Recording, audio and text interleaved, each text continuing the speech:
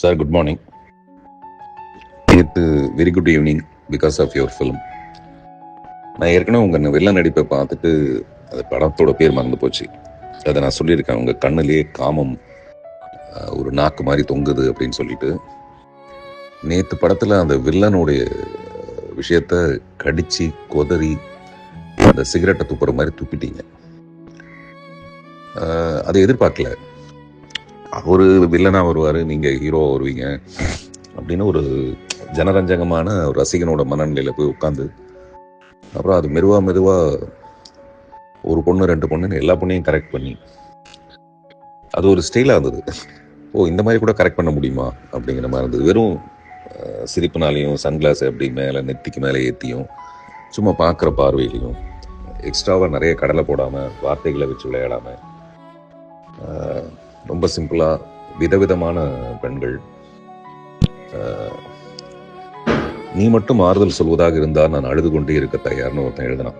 நீ மட்டும் ஆறுதல் சொல்வதாக இருந்தால் நான் அழுது கொண்டே இருக்க தயார்.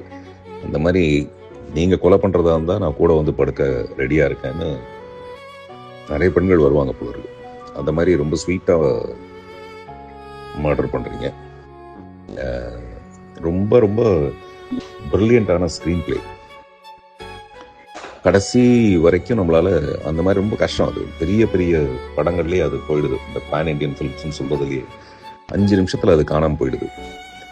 இதில் கடைசி நிமிஷம் வரைக்கும் நான் அப்படியே கடைசியில் அந்த டிக்கியில் உள்ள சட்டம் கேட்குற வரைக்கும் அந்த கிரிப் அப்படியே தான் இருந்தது.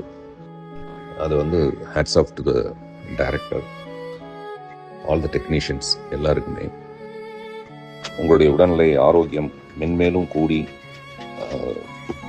நீங்கள் நல்ல இதே சிரிப்போட இதே சிறப்போட வாழ வாழ்த்துக்கள். உங்கள் தமிழையும் நான் அணுவாக ரசிப்பேன்.